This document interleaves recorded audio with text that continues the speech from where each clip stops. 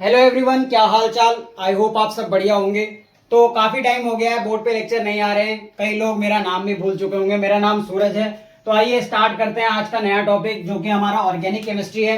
तो organic chemistry को शुरू करने से पहले कुछ जान लेते हैं कि आखिरकार केमिस्ट्री होता क्या है। ये तो आप सब जानते ही होंगे।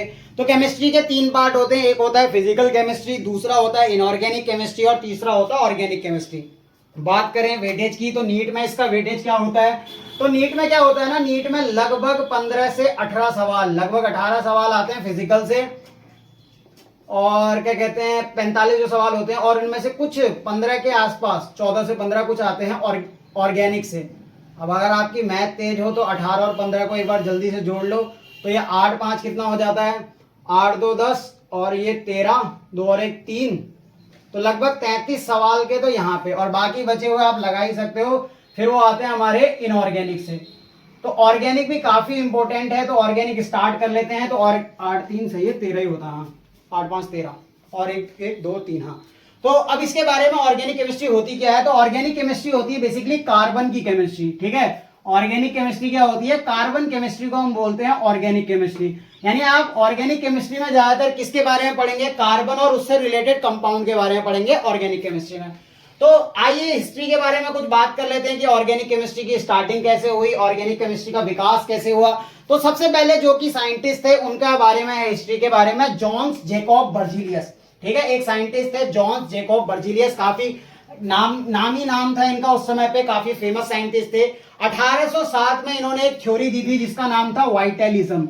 ठीक है, वाइटलिज्म की थ्योरी अगर आपसे पूछा जाए, नीट में कोई एक बेसिक क्वेश्चन उठ के आ गया कि कौन से साइंटिस्ट ने वाइटलिज्म की थ्योरी दी थी, तो जॉन जैकब बर्जीलियस 1807 में।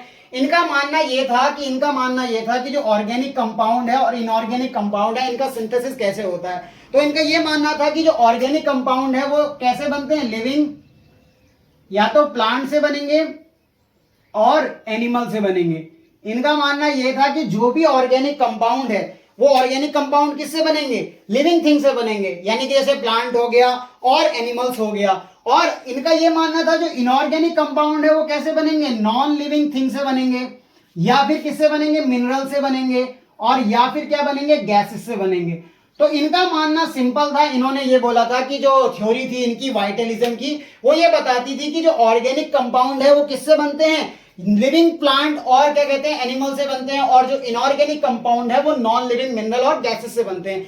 इनका यह भी कहना था कि जो इनऑर्गेनिक कंपाउंड है उनकी सहायता से हम ऑर्गेनिक कंपाउंड नहीं बना सकते। यानी कि इनका मानना था कि जो इनऑर्गेनिक कंपाउंड है वो खुद ब खुद नॉन लिविंग थिंग्स, मिनरल और गैसेस से बन जाते हैं, और जो ऑर्गेनिक कंपाउंड है वो लिविंग प्लांट और एनिमल से बन जाते हैं। इनका यह कहना था कि जो इनऑर्गेनिक कंपाउंड है उनकी सहायता से ऑर्गेनिक कंपाउंड नहीं बनाया जा सकता है। ये उनका कहना था, थ्योरी थी वाइटलिज्म। इस थ्योरी को गलत साबित किया था फ्रेडरिक वोलर ने। वोलर जो है इन्हीं के ही अंडर काम करते थे। वोलर नाम के साइंटिस्ट ने क्या किया, 1827 में ये कुछ और कर रहे थे और कुछ और हो गया। ये लैब में एक्सपेरिमेंट कर रहे थे। लैब में एक्सपेरिमेंट कर रहे थे। तो लैब में एक्सपेरिमेंट करते वक्त इन्होंने एक कंपाउंड लिया AgCNO। इसका नाम था सिल्वर फ्लूमिनेट नाम था इसका। ठीक है, सिल्वर फ्लूमिनेट की रिएक्शन इन्होंने जब कराई अमोनियम क्लोराइड से, ठीक है, किसकी रिएक्शन कराई, एक कंपाउंड लिया इन्होंने AgCNO जो कि इनऑर्गेनिक कंपाउंड था, और NH4Cl- भी क्या था, इनऑर्गेनिक कंपाउंड था। इन्होंने इनऑर्गेनिक कंपाउंड और इनऑर्गेनिक कंपाउंड जो कि आयनिक फॉर्म में थे उनकी रिएक्शन कराई। तो इनका एक्सपेक्ट ये था कि एक तो बनेगा सिल्वर क्लोराइड का प्रेसिपिटेट, और साथ में बनेगा अमोनियम साइनाइड। ठीक है, अमोनियम साइनेट बनेगा, ये इनका मानना था, ऐसा होना चाहिए। बट रिजल्ट कुछ और चौंकाने वाले आए। क्या है, ये तो था एक्सपेक्टेड, अब आएंगे हम रियलिटी में। तो हुआ क्या कि ऐसा कहना था इनका कि होता ऐसा, जब AgCNO सिल्वर फुलमिनेट रिएक्शन करेगा अमोनियम क्लोराइड NH4+Cl- से, तो सिल्वर क्लोराइड का PPT बनेगा और साथ में अमोनियम साइनेट बनना चाहिए था, ऐसा होना चाहिए था। बट हो कुछ और गया। जब सिल्वर फुलमिनेट की रिएक्शन अमोनियम क्लोराइड से कराई गई तो यहां पे हमें बना NH4CONH2 जो कि था यूरिया, और यूरिया बनते ही क्या हो गया, फर्स्ट ऑर्गेनिक कंपाउंड सिंथेसाइज हो गया। तो अब क्या हुआ ना, यहां पे हो गई बर्जीलियस की बात गलत। बर्जीलियस ने ये बोला था कि इनऑर्गेनिक कंपाउंड की सहायता से ऑर्गेनिक कंपाउंड बनाए नहीं जा सकते। ये किसका कहना था? जॉन जेकब बर्जीलियस का कहना था। बट ये होलर साइंटिस्ट ने क्या किया, होलर साइंटिस्ट लैब में एक्सपेरिमेंट कर रहे थे, वो ये चाह रहे थे कि कुछ इनऑर्गेनिक कंपाउंड बनेगा जो कि अमोनियम साइनेट होगा, ऐसा इनका मानना था। बट हो क्या गया, जब रिएक्शन के दौरान हुआ क्या, नाच दो CO नाच दो बना था। ये मैंने NH4CO NH2 गलत लिख दिया, NH2CO NH2 बना था, ठीक है। तो ये क्या था, यूरिया बन गया। तो फर्स्ट ऑर्गेनिक कंपाउंड की सिंथेसिस हो गई थी यहां से। तो बर्जीलियस की वाइटलिज्म की थ्योरी यहां से गलत हो गई थी। फिर कई और साइंटिस्ट आए, जैसे कोल्स है। कोल्वे ने क्या करा, जो कार्बन और सल्फाइड यानी ये CH2 की रिएक्शन से क्या बनाया था, CH3COOH एसिटिक एसिड बनाया। फिर तो लाइन लगने लग गई। बर्थेलोट नामक साइंटिस्ट ने 1855 में CH2 की हेल्प से CH4 बना दिया, मीथेन, इथीन और C2H5OH एल्कोहल बना दिया। तो फिर क्या हुआ ना, इनऑर्गेनिक कंपाउंड से ऑर्गेनिक कंपाउंड का सिंथेसिस होना शुरू हो गया। तो यहां से वाइटलिज्म की थ्योरी गलत साबित हो गई। तो ये कुछ हिस्ट्री के बारे में पढ़ा हमने। हिस्ट्री में हमने सिर्फ इतना ही याद रखना है, कुछ ज्यादा याद नहीं रखना है। जॉन जेकब बर्जीलियस ने वाइटलिज्म की थ्योरी दी थी। इनका मानना था कि जो ऑर्गेनिक कंपाउंड होते हैं वो लिविंग प्लांट और एनिमल से बनते हैं, और inorganic compound non living mineral और गैसेस से बनते हैं, ठीक है। इनऑर्गेनिक कंपाउंड की सहायता से हम ऑर्गेनिक कंपाउंड नहीं बना सकते थे, ऐसा इनका कहना था। फिर हुआ क्या, फ्रेडरिक वोलर नामक साइंटिस्ट आए, उन्होंने लैब में जो है फर्स्ट ऑर्गेनिक कंपाउंड का सिंथेसाइज किया, जो कि था हमारा क्या, यूरिया। तो यहां से जो है बर्जीलियस की साइंटिस्ट की बात गलत हो गई। तो इसके बारे में आप नोट करो, तब तक हम आगे बढ़ते हैं, तब तक इसको आप नोट कर लो। अब पता लगाते हैं कि reasons of so many organic compound. ऐसा क्या रीजन था कि जो है कार्बन के जो है काफी सारे ऑर्गेनिक कंपाउंड बने। तो इसके बारे में जानने से पहले हमें यह पता कर लेना चाहिए कि कार्बन ऐसा क्या विशेष फीचर दिखाता है जिससे कि क्या कहते हैं, कई सारे ऑर्गेनिक कंपाउंड का फॉर्मेशन होता है। पहली प्रॉपर्टी है टेट्रावेलेंसी ऑफ कार्बन।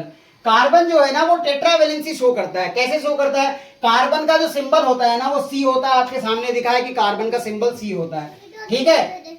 जब रेजर, एक छोटा बच्चा आया है यहाँ पे, या नहीं है रेजर, क्या है कि टेट्रावेलेंसी ऑफ कार्बन में कार्बन का जो कॉन्फ़िगरेशन होता है ना वो इसका एटॉमिक नंबर 6 होता है। तो अगर आप इसका इलेक्ट्रॉनिक कॉन्फ़िगरेशन लिखेंगे तो ये होगा 1s2 2s2 2p2, ठीक है। यानी कि देखो इसके s में 2 इलेक्ट्रॉन, 2s में 2 इलेक्ट्रॉन और p में 2 इलेक्ट्रॉन। तो ग्राउंड स्टेट में इसका कॉन्फ़िगरेशन ये होता है, आपने एक s डिब्बे में, ये आपका 2s ऑर्बिटल है, ये आपका 2p ऑर्बिटल है, ठीक है। ये s ऑर्बिटल है, ये p ऑर्बिटल है। एक ऑर्बिटल में कितने इलेक्ट्रॉन होते हैं, मैक्सिमम 2 इलेक्ट्रॉन होते हैं, और इसीलिए आपने यहाँ पे 2 इलेक्ट्रॉन भर दिए हैं, और इसमें p में 6 इलेक्ट्रॉन मैक्सिमम हो सकते हैं। पर पहले हम जो है एक एक इलेक्ट्रॉन भरेंगे। तो इस तरह भरने पे आपको क्या दिखा, एक डिब्बा खाली दिखेगा। फिर कार्बन अपनी एक्साइटेड स्टेट में आता है, तो यहाँ से एक क्या कहते हैं,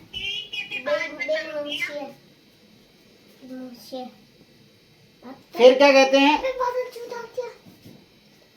फिर क्या होता है कि ये जब एक्साइटेड स्टेट में आता है, तो एक्साइटेड स्टेट में क्या होता है कि एक इलेक्ट्रॉन को एक्साइट करता है और वो p ऑर्बिटल में चले जाता है। तो यहां से क्या होगा कि इसका कॉन्फ़िगरेशन कैसा हो जाएगा, एक्साइटेड स्टेट में ये ऐसा दिखेगा आपको, ठीक है।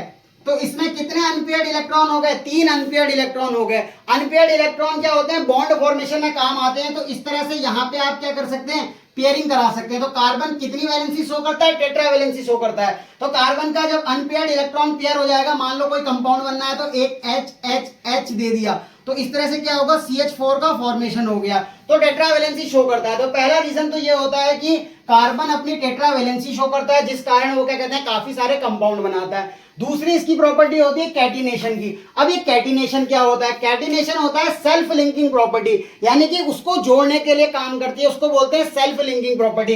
यानी कार्बन अपने ही कार्बन से जो है ना, सेम एलिमेंट से काफी सारे, मतलब काफी तरीके से, लंबी तरीके से जुड़ सकता है। जैसे एक कार्बन दूसरे कार्बन से, ये कार्बन तीसरे से, चौथे, पांचवें, छठे, सातवें, आठवें, ऐसे करके कई सारे कार्बन आपस में जुड़कर एक लंबी चेन का फॉर्मेशन करते हैं। तो ये दूसरी प्रॉपर्टी होती है जिसको कैटिनेशन कहते हैं, यानी सेल्फ लिंकिंग प्रॉपर्टी कहते हैं। फिर आइए रिप्रेजेंटेशन ऑफ ऑर्गेनिक कंपाउंड। अब क्या कहते हैं, किसी भी ऑर्गेनिक कंपाउंड का रिप्रेजेंटेशन कैसे करते हैं। तो मैंने एक मॉलिक्यूलर फॉर्मूला C4H10 ले लिया, उसके माध्यम से मैं आपको जो है ना एक्सप्लेन कर देता हूं। तो ये मॉलिक्यूलर फॉर्मूला है C4H10, ठीक है। अब इस C4H10 में क्या होता है कि जो ये C4H10 होता है ये एक ऑर्गेनिक कंपाउंड है। इसको हम किस तरह से दिखा सकते हैं, एक तो हम दिखा सकते हैं इसका फुल स्ट्रक्चरल फॉर्म, तीन तरीके से दिखा सकते हैं। एक होता है फुल स्ट्रक्चरल फॉर्मूला, दूसरा होता है कंडेंस फॉर्मूला और तीसरा होता है बॉन्ड लाइन फॉर्मूला। अब जब हम इसको दिखाएंगे C4H10 को, इसको तीन प्रकार से दिखा सकते हैं। पहला है full structural formula. Full structural formula में हम क्या करते हैं ना, कार्बन और हाइड्रोजन के बीच में सारे बॉन्ड दिखाते हैं। जैसे कार्बन जो है 4 बॉन्ड बनाता है, तो ये देखो C4H10 को अगर आपको फुल फॉर्मूले में लिखना हो, फुल स्ट्रक्चरल फॉर्मूले में आपको कार्बन और हाइड्रोजन के बीच में सारे बॉन्ड दिखाने पड़ेंगे। तो देखो C4H10 के बन गया आपके सामने, देखो कार्बन की संख्या 4 है, हाइड्रोजन की संख्या 10 है। अब आ जाओ कंडेंस फॉर्मूला। अब ये काफी जगह घेर रहा है, इसको थोड़ा सा कंडेंस करेंगे। तो कंडेंस करने में आप क्या करोगे कि हाइड्रोजन के बीच में बॉन्ड ना दिखा के कार्बन कार्बन के बीच में बॉन्ड दिखा दो, ठीक है।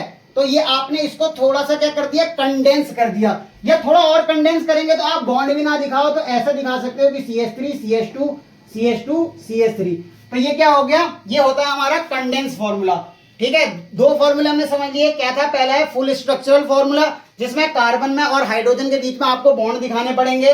फिर आता है कंडेंस फॉर्मूला। कंडेंस फॉर्मूले में क्या होता है कि कार्बन कार्बन के बीच में बॉन्ड दिखाते हैं, हाइड्रोजन के बॉन्ड नहीं दिखाते हैं। फिर आता है बॉन्ड लाइन फॉर्मूला। अब ये बॉन्ड लाइन फॉर्मूला क्या होता है, देखो ये तो अभी एक छोटा कंपाउंड था, मान लो आपको 10-15 कार्बन लिखने हैं, तो आप क्या करोगे, ऐसे करके करके लिखते रहोगे कॉपी में, ठीक है। तो ऐसे करके लिखोगे तो काफी जगह गिर जाएगी, इसलिए क्या करा ना, इतने बड़े फॉर्मूले को कंडेंस से भी छोटा कर दिया। यानी कि उसको आप ना एक एरो के फॉर्म में दिखाओ जिसको बॉन्ड लाइन फॉर्मूला कहते हैं। यानी कि इस 4 कार्बन को आप इस तरह से दिखा सकते हो कि एक इसमें आप क्रस्ट ट्रफ्ट वाला थोड़ा पोर्शन बनाओगे जिसके हर पॉइंट पे जो है एक कार्बन होगा, यानी एक कार्बन यहाँ पे, एक कार्बन यहाँ पे, एक कार्बन यहाँ पे, एक कार्बन यहाँ पे।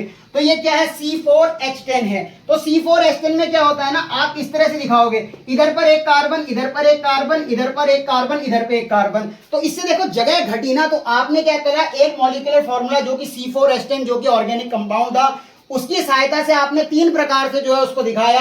पहला था full structural formula. Full structural formula में आप क्या करते हैं, कार्बन और हाइड्रोजन के बीच में बॉन्ड को दिखाते हैं। फिर आता है कंडेंस फॉर्मूला। कंडेंस फॉर्मूले में क्या होता है कि कार्बन कार्बन के बीच में बॉन्ड दिखाते हैं, हाइड्रोजन के बॉन्ड नहीं दिखाते हैं। बॉन्ड लाइन में तो और सरल हो जाता है, आप कार्बन को जो है एक लाइन के माध्यम से दिखाते हैं जिसमें ऊपरी हिस्सा और एक निचले हिस्सा वाला जहां पे बिंदु बनते हैं ना, उस बिंदु को क्या कहते हैं, एक कार्बन कहते हैं। तो ये होता है बॉन्ड लाइन फॉर्मूला, और बॉन्ड लाइन फॉर्मूला हमको आना चाहिए ताकि हम ऑर्गेनिक केमिस्ट्री को काफी अच्छे से सीख पाएं। तो अब हम कहते हैं हाउ टू रिप्रेजेंट, यानी किसी कार्बन कंपाउंड को जो कि ऑर्गेनिक कंपाउंड है उसको कैसे दिखाएंगे, किसी रिप्रेजेंटेशन ऑफ ऑर्गेनिक कंपाउंड कैसे करेंगे, तो बॉन्ड लाइन स्ट्रक्चर के माध्यम से समझेंगे। तब तक आप उसको नोट कर लो।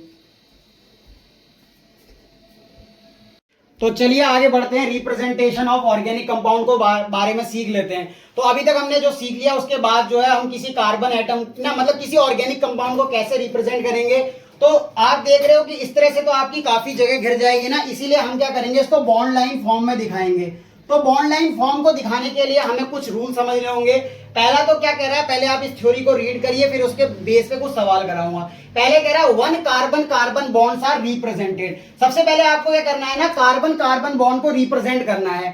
दूसरा कह रहा है hetero atoms are always represented. अब हेटेरो एटम्स कौन से होंगे, कार्बन के अलावा जो भी एटम होंगे, जैसे कि नाइट्रोजन, ऑक्सीजन, सल्फर, जो भी लगे होंगे ना कार्बन के अलावा, उसको बोलते हैं हम हेटेरो एटम्स। तो कह रहा है पहला तो आपको कार्बन कार्बन बॉन्ड को रिप्रेजेंट करना होगा। Hetero atoms are always represented, यानी कार्बन के अलावा जो भी आ जाए जैसे नाइट्रोजन, ऑक्सीजन, सल्फर, उनको आपको रिप्रेजेंट करना पड़ेगा। तीसरा है largest carbon carbon chain is represented in zigzag pattern, यानी जो आपको कार्बन चेन है ना उसके लार्जेस्ट चेन को आपको कैसे प्रेजेंट करना होगा, जिगजैग। आपने सुना होगा ना जेड, जैसे सुना है जेड, तो ऐसा होता है जेड, देखो ये होता है ना जिगजैग पैटर्न। तो इस जिगजैग पैटर्न में आपको शो करना है। तो आपको तीसरा पॉइंट क्या कह रहा है, largest carbon carbon chain is represented in zigzag pattern. और दूसरा है double bonds are shown with 2 lines, यानी डबल बॉन्ड को आप 2 लाइन से दिखाओगे, और ट्रिपल बॉन्ड को आप कैसे दिखाओगे, 3 लाइन से। तो आइए इसका एप्लीकेशन देखते हैं और क्वेश्चन के माध्यम से समझते हैं। पहला क्वेश्चन आपको दे रखा है CH3 CH2 CH2 CH3। तो आपको क्या कह रहा है कि इसमें से पढ़ो, कार्बन कार्बन बॉन्ड को रिप्रेजेंट करना है, हेटेरो एटम को दिखाना है। देखो कार्बन और हाइड्रोजन को हम सेम लेते हैं, कार्बन और हाइड्रोजन को एक हिसाब से हम हेटेरो एटम नहीं मानते, तो कार्बन और हाइड्रोजन को आपको दिखाना कंपलसरी नहीं है। बट नाइट्रोजन ऑक्सीजन को आपको दिखाना कंपलसरी है। क्या इसमें नाइट्रोजन ऑक्सीजन सल्फर कुछ दिख रहा है? नहीं। तो सबसे पहले आपको क्या करना है ना, एक जिगजैग पैटर्न बनाना है। देखो लार्जेस्ट चेन को आपको जिगजैग पैटर्न में बनाना है। ये आपने कैसा बनाया? Zigzag pattern. तो इसमें देखो हर पॉइंट जो नीचे वाला है और ऊपर वाला, इसको बोलते हैं क्या? हाँ बात मानो, ठीक है। तो ये वाला हिस्सा क्या होता है? ये होता है एक कार्बन, इसका हेड भी दिखाता है दूसरा कार्बन, इसका जो नीचे वाला पॉइंट है दिखाता है तीसरा कार्बन, और ये ऊपर दिखाता है 4 कार्बन। तो अगर मैं इसको थोड़ा सा विस्तार रूप से दिखाऊं तो ये किस तरह से दिखता है? ये देखो, ये इस तरह से होता है CH3 CH2 CH2 और CH3। तो ये जिगजैग पैटर्न बन गया ना, जेड जैसा। अब इतना बड़ा भी क्यों दिखाना है? इसको आपको एक डॉट की तरह दिखाना है। CH3 को आपने एक डॉट दिखाया, CH2 को एक डॉट दिखाया, CH2 को एक डॉट दिखाया, CH3 को और डॉट दिखाया। आप इसको थोड़ा और बड़े से भी लिख सकते हो, फिर अंतर ही क्या रह जाएगा उसमें? आप ऐसे भी तो दिखा सकते हो इसको, ये ये ये ये ये ये, फिर अंतर क्या रह गया? ये तो वही हो गया ना। आपको ऐसे नहीं दिखाना, इस चीज को आपने जिगजैग पैटर्न में दिखा दिया। तो ये इस तरह से आपको बनाना सीखना है कि बॉन्ड लाइन स्ट्रक्चर कैसे बनेगा, ऐसे बनेगा। अब जैसे हेटेरोएटम को दिखाया जाएगा, देखो ये एक कार्बन है और ये एक कार्बन है, तो इसके लिए पहले बनाओ। कैसे बनाओगे? देखो 1 2 कार्बन, अब यहां तक 2 कार्बन बन गए। अब ये कौन सा ग्रुप है? OH, इसको बोलते हैं एल्कोहल। इसके बारे में सीखेंगे। तो हेटेरोएटम्स को आप दिखाएंगे तो O के संग H दिखाना पड़ेगा, क्योंकि ये H किसके संग जुड़ा है? O के संग। तो ये आपका एल्कोहल हो गया, ठीक है। ये 2 कार्बन हो गया और OH हो गया। अब आपके पास अगला एग्जाम्पल क्या है? CH3 CH2 NH CH2 CH3। देखो आपको कार्बन कार्बन को बॉन्ड लाइन की फॉर्म में दिखाना है, तो कार्बन कार्बन को कैसे दिखाओगे आप? ये तीसरे वाले एग्जाम्पल को देखो, 1 कार्बन 2 कार्बन, तो 1 कार्बन तो ये हो गया, दूसरा कार्बन ये हो गया, बीच में आपको NH लिखना पड़ेगा, हेटेरोएटम है, और साथ में आपको इस तरफ को 2 कार्बन दिखाने होंगे। देखो ये कितना हो गया? 1 कार्बन 2 कार्बन 3 कार्बन 4 कार्बन, 1 2 3 4, बीच में हेटेरोएटम है, आपने दिखा दिया। तो इस तरह से बनेगा। अगला एग्जांपल देखो, CH3 CH2 CH2 CHO, heteroatom को दिखाना है। तो ऑक्सीजन ये कौन सा ग्रुप है? एल्डिहाइड ग्रुप है। आपको मैं बता दूं CHO जो होता है ना, एल्डिहाइड ग्रुप कुछ इस तरह का होता है। जब हम ग्रुपों के बारे में पढ़ेंगे तो आपको समझ में आ जाएगा, पर अभी आपको इसका स्ट्रक्चर कैसे बनाएंगे? देखो 1 2 3 4, पहले 4 कार्बन दिखाओ, 1 ये 2 3 और ये 4। अब इसमें हेटेरोएटम क्या है? ऑक्सीजन। तो हेटेरोएटम ऑक्सीजन को आप इस तरह दिखाओगे, और ये H हो गया। तो कितने हो गए? देखो 1 कार्बन 2 कार्बन 3 कार्बन और ये 4 कार्बन, और हेटेरोएटम को आपने ऑक्सीजन दिखाया और ये एल्डिहाइड ग्रुप था। तो इस तरह से आप दिखाएंगे। फिर अगला क्या है? देखो CH3 CH2 CH2 COOH, इसको आप कैसे दिखाएंगे? देखो 1 कार्बन 2 कार्बन 3 कार्बन 4 कार्बन है ना, 1 कार्बन यहाँ, 2 कार्बन यहाँ, 3 कार्बन यहाँ, 4 कार्बन यहाँ। COOH यहाँ पे क्या होता है? Carboxylic acid. कार्बोक्सिलिक एसिड ऐसे दिखता है, ठीक है। जब आप ऑर्गेनिक केमिस्ट्री की अभी नेमिंग सीखेंगे तो ग्रुपों के नाम भी सीखेंगे, वहां पे आपको पता चल जाएगा कि कार्बोक्सिलिक एसिड कैसा होता है। तो ये देखो, एक CH3 ये है, एक CH2 ये है, एक CH2 ये है, और ये वाला क्या है? C है। तो आप किस तरह से दिखाएंगे इसको? COOH, ठीक है। तो ये हो गया आपका। कितने कार्बन दिख गए आपको? 1 2 3 4 कार्बन, और हेटेरोएटम को आपने दिखा दिया। तो आप ऑर्गेनिक केमिस्ट्री में अगर रिप्रेजेंटेशन ऑफ ऑर्गेनिक कंपाउंड की बात करें तो रिप्रेजेंटेशन ऑफ ऑर्गेनिक कंपाउंड इस तरह से करेंगे। कैसे करेंगे? पहला है आपको 1 कार्बन कार्बन बॉन्ड को रिप्रेजेंट करना होगा, हेटेरोएटम को दिखाना होगा जो कि नाइट्रोजन ऑक्सीजन सल्फर कुछ भी हो सकता है, लार्जेस्ट कार्बन कार्बन चेन को आपको जिगजैग पैटर्न में दिखाना होगा, डबल बॉन्ड को 2 लाइन से और ट्रिपल बॉन्ड को 3 लाइन से दिखाएंगे। तो इस तरह से करेंगे। जैसे कुछ एग्जांपल थे हमारे, CH3 CH2 CH2 CH3, 4 carbon है। देखो 1 2 3 4, इसके हेड में भी एक कार्बन होगा और नीचे बेस में भी एक कार्बन होगा। फिर देखो CH3 CH2 OH, हेटेरोएटम को दिखाया, 1 कार्बन 2 कार्बन, OH को एज इट इज लिख दिया। यहाँ पे देखो 2 इस तरफ पे कार्बन थे, तो 1 2, यहाँ पे बेसिकली H आपने मान लिया होगा कि यहाँ 2 H है, यहाँ पे 3 H है। फिर NH CH2 CH3, ऐसे ही 2 एग्जांपल में CHO में क्या किया? डबल OH दिखा दिया, क्योंकि देखो ये COOH बनता है। फिर COOH में आपने क्या करा? डबल O इधर दिखाया, H इधर, OH इधर दिखा दिया। तो इस तरह से रिप्रेजेंटेशन ऑफ ऑर्गेनिक कंपाउंड होता है। तो आज के लेक्चर में हम इतना ही पढ़ेंगे। अगले लेक्चर में हम degree of alcohol, degree of carbon, degree of halogen और डिग्री ऑफ अमीन के बारे में पढ़ेंगे। तब तक के लिए पढ़ाई करते रहें। All the very best. मिलते हैं आपसे नेक्स्ट लेक्चर में। Bye bye.